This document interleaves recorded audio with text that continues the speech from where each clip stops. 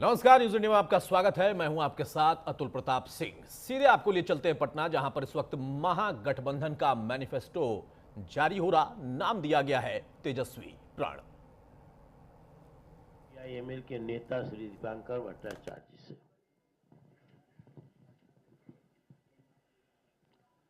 अध्यक्ष जी, तेजस्वी जी और इंडिया गठबंधन के तमाम नेतागण, पत्रकार मित्रों, आपके बीच में ये जो संकल्प पत्र है, आपने देखा कि एक हमारा जो मैनिफेस्टो सब कमेटी बनी थी, काफ़ी मेहनत करके, काफ़ी चर्चा करके, राय मशविरा करके ये संकल्प पत्र तैयार हुआ है।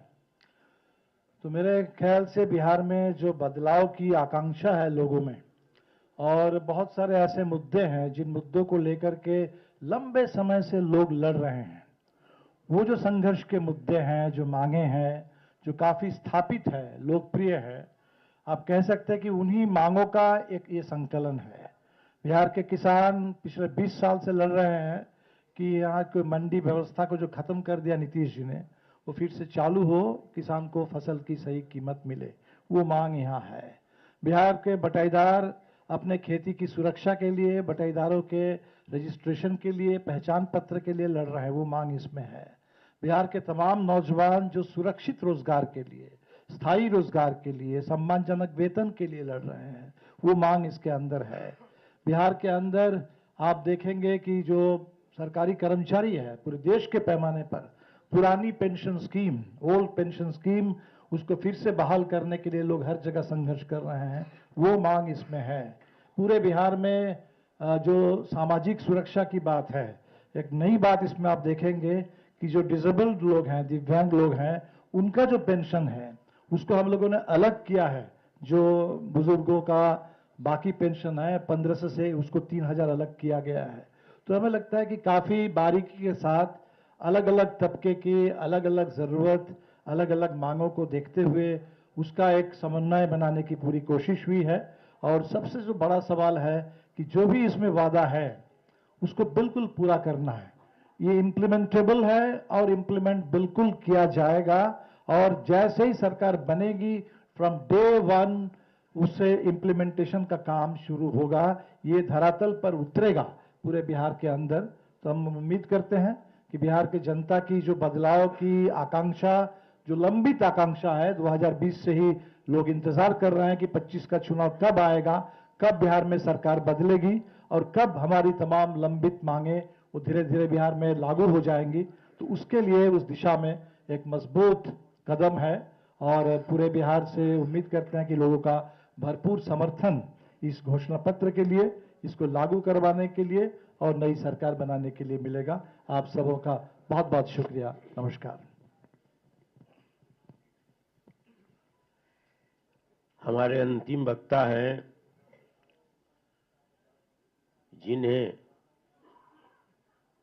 इंडिया गठबंधन ने मुख्यमंत्री बिहार के रूप में घोषित किया है, जिनके प्रति एक आकर्षण नौजवानों में, आम जनता में बिहार में है और बढ़ा है, और जिन्होंने कई योजनाओं को, जो अभी दीपांकर भट्टाचार्य जी ने भी चर्चा की है, 2024 से ही घोषणा की है, जिसको लपक लिया है आंशिक रूप से एनडीए सरकार ने, पूर्ण रूप में नहीं स्वीकार किया है। उन सभी कार्यक्रमों को इसमें घोषणा शामिल किया गया है। तेजस्वी में एक जीवट है, एक संकल्प है बिहार की बदहाली को बदलने के लिए, बिहार को नया रूप देने के लिए, नया स्वरूप देने के लिए, पलायन को रोकने के लिए ये दृढ़ इच्छा शक्ति है, एक संकल्प है जिसको उन्होंने प्रकट किया है समय समय पर। बिहार में जो गरीबी है, बेकारी है, बिहार में जो भ्रष्टाचार है, बिहार में जो अफसरशाही है, इसका अंत करने के लिए, इसको समाप्त करने के लिए, एक नया बिहार को गढ़ने के लिए उनका जो संकल्प है, वो संकल्प भी इस घोषणा पत्र में सम्मिलित है। इसीलिए मैं अब महागठबंधन के द्वारा घोषित मुख्यमंत्री के रूप में श्री तेजस्वी प्रसाद यादव जी से आग्रह करता हूं कि वे अपनी बात कहे और संबोधित करे पत्रकार सम्मेलन को। बहुत बहुत धन्यवाद अध्यक्ष जी और सभी हमारे इलेक्ट्रॉनिक मीडिया के, प्रिंट मीडिया के, पोर्टल मीडिया, यूट्यूबर्स के सभी साथियों का आज के विशेष प्रेस कॉन्फ्रेंस में स्वागत करते हैं आप लोगों का। और आज खास दिन है हम सब लोगों के लिए। बिहार को हम लोगों को बनाने का काम करना है, केवल सरकार ही नहीं बनाना बल्कि बिहार को बनाना है। बिहार कैसे बनेगा, हमारा विजन क्या होगा, रोड मैप क्या होगा, ब्लूप्रिंट क्या होगा, हम लोगों ने हमेशा बिहार की जनता के सामने, आप लोगों के समक्ष अपनी बात को रखा है। और आज भी बेहद खुशी की बात है कि आज हम सब लोग महागठबंधन के सभी साथी मिलकर के साझा रूप से आप लोगों के समक्ष, बिहार के लोगों के समक्ष संकल्प पत्र जो है रखा है, यानी हम लोगों का प्रण है कि बिहार को नंबर 1 कैसे बनाएं। ये दलों और दिलों का संकल्प और प्रण है। एक एक घोषणा दिल से लिया हुआ प्रण है। अपने प्रण को प्राण झोंक करके भी हम लोगों को अगर पूरा करना पड़े तो अपने प्रण को हम लोग जो है पूरा करेंगे। आप सब लोगों को कहना चाहते हैं कि जब भी कोई बिहारी ठान लेता है तो उसको पूरा करता है। और हम सब लोग नौजवान हैं, नए सोच के हैं, बिहारी हैं और बिहार को अव्वल राज्यों में हम देखना चाहते हैं, विकसित बिहार देखना चाहते हैं। कुछ बाहरी शक्तियां जो हैं, बाहर के जो लोग हैं, बिहार को उपनिवेश बनाना चाहते हैं, जो कि हम लोग हरगिज होने नहीं देंगे।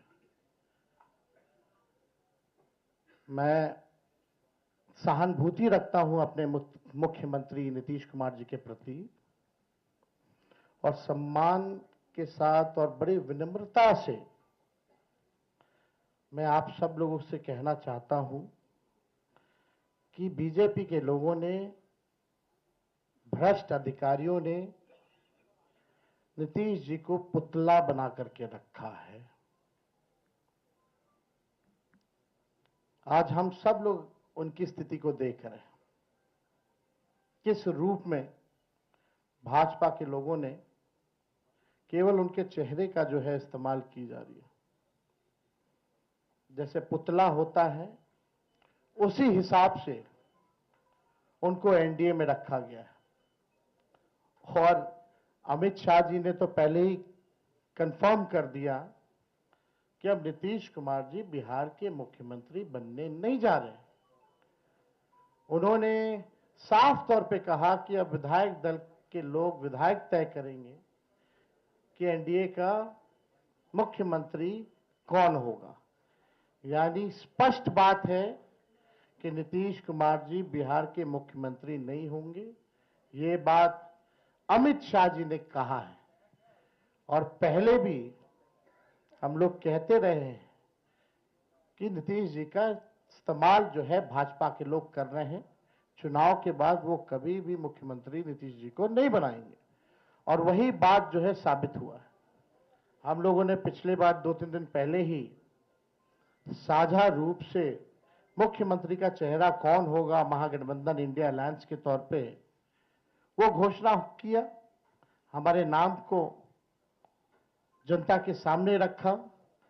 लेकिन आज तक, अभी तक एनडीए की कोई ऐसी ऑफिशियल प्रेस कॉन्फ्रेंस या ऑफिशियल घोषणा नहीं हुई है कि भाई एनडीए का मुख्यमंत्री का चेहरा कौन होगा।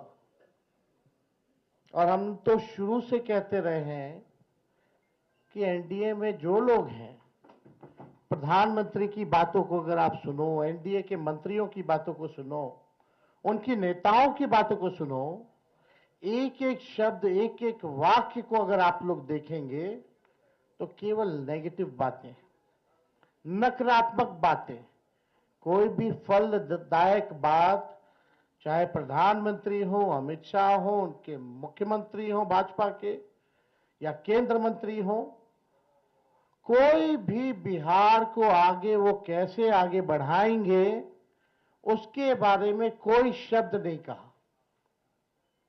क्या विजन होगा एनडीए का अगला 5 साल, क्या ब्लूप्रिंट होगा, अभी तक उन लोगों ने घोषणा पत्र भी जारी नहीं की है। आखिर क्या कारण है? उनके पास कोई प्लान नहीं है, यानी उनके पास विजन नहीं है, यानी साफ तौर पे हम कह सकते हैं कि एनडीए में जो लोग हैं वो सब विजनलेस लोग बैठे हुए हैं और आपस में लगता है सब कुछ ठीक ठाक नहीं है। हम लोगों को बिहार बनाने का काम करना है, उनको केवल बिहार कब्जाने का काम करना है।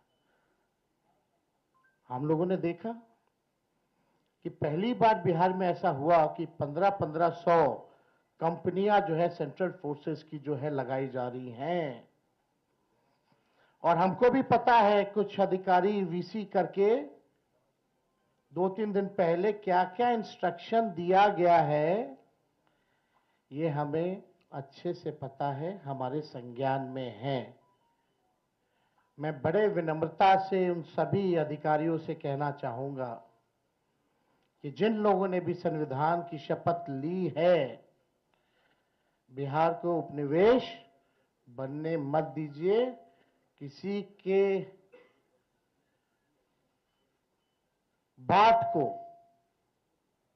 आप इंप्लीमेंट मत कीजिए, तानाशाही नहीं कीजिए, बेईमानी मत कीजिए, वोट की चोरी मत कीजिए। इस बार बिहार की जनता, हम सब महागठबंधन के लोग सजग हैं। सभी लोग, अगर कोई भी बेईमानी होगी, उन सेक्शन में वीसी में आया है कि जो भी 60% से ज्यादा वोट जिस बूथ पे पड़े हैं, जहां जहां महागठबंधन के मजबूत बूथे हैं, वहां स्लो पोलिंग कराई जाए, स्लो पोलिंग कराई जाए। हम बता देना चाहें, हम लोग इस बार मुस्तैद हैं। एक एक महागठबंधन का सिपाही और बिहार के लोग आसपास बूथ के रहेंगे और पूरा वीडियोग्राफी जो है करने का काम करेंगे। इनके छल कपट की जो नीति है, तानाशाही की जो नीति है, वो बिहार की जनता इस बार चलने नहीं देगी, अपने अपने वोट की रक्षा करेगी और बेईमानी हरगिज नहीं होने देगी।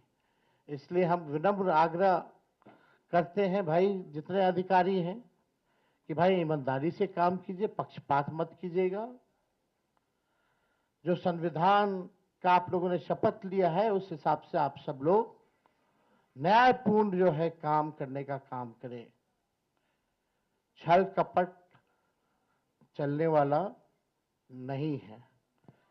आपने देखा कि बिहार की जनता बेताब है, बेकरार है सत्ता परिवर्तन को लेकर के, मौका ढूंढ रही थी। अब मौका 6 तारीख को और 11 तारीख को बिहार की जनता को मिलेगा और इस बार बिहार की जनता मौका चूकेगी नहीं। बिहार की जनता इस बार नौकरी रोजगार वाली सरकार चाहती है। पढ़ाई, दवाई, कमाई, सिंचाई, सुनवाई और कार्रवाई वाली सरकार चाहती है।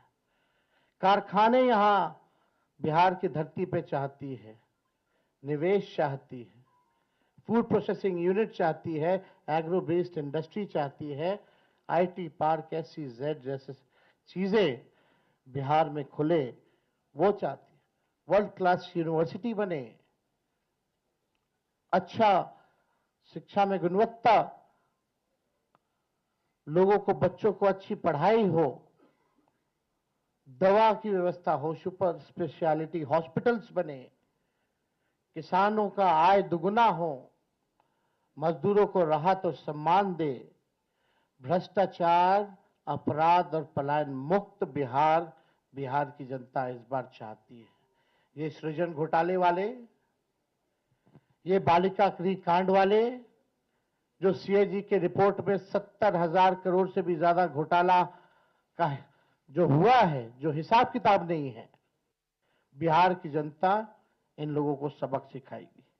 आज ब्लॉक चले जाइए, थाने चले जाइए, बिना घूस दिए हुए कोई काम नहीं होता। अफसरशाही इतनी हावी हो चुकी है कि जनप्रतिनिधियों का सम्मान नहीं हो रहा, उनकी बात नहीं सुनी जा रही है।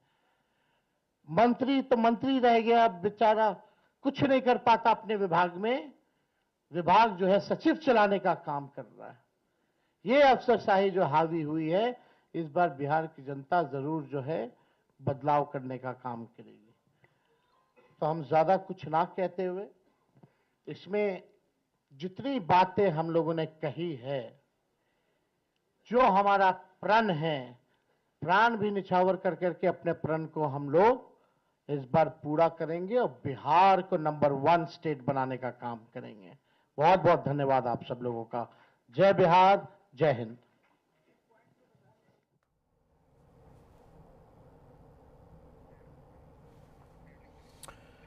फिलहाल तो तेजस्वी यादव को आप सुन रहे थे। वहां पर महागठबंधन का जो महा मैनिफेस्टो है उसकी घोषणा कर दी गई है। तेजस्वी प्रण का नाम दिया गया और बड़ी बात कही है तेजस्वी ने। उनका कहना है कि हमें बिहार सरकार नहीं बनाना, हमें बिहार को बनाना है, हमें कब्जाना नहीं है। उन्होंने आरोप लगा दिया लगे हाथ कि एनडीए में खासतौर से बीजेपी वो अपने तंत्र मंत्र के जरिए, केंद्र की सत्ता के जरिए बिहार को कब्जाने के लिए आना चाहती है, लेकिन हम बिहार को बनाना चाहते हैं। लेकिन अंदाज कुछ बदला हुआ दिखाई दिया। तेजस्वी ने कहा कि बड़ी विनम्रता से मैं आग्रह करना चाहता हूं उन अधिकारियों से भी जिनकी ड्यूटी यहां पर लगाई गई है, उन कंपनीज से भी जिनको डिप्लॉय किया गया है। पहली बार 1500 से ज्यादा कंपनी यहां पर डिप्लॉय की गई हैं। उसके साथ साथ जो अधिकारी यहां पर रहेंगे वो संविधान की शपथ लेकर आए हैं, वो हर हाल में उसका ख्याल जरूर रखें। अब इसका कितना असर पड़ेगा? मैनिफेस्टो तो आ गया, उन्होंने आरोप भी लगा दिया कि एनडीए का मैनिफेस्टो भी अभी तक नहीं आया है। हमारे साथ सबसे पहले रितेश पांडे जो कि नेता जनसुराज पार्टी के हैं, वो जुड़े हैं, करघर सीट से प्रत्याशी भी हैं। बहुत स्वागत है रितेश।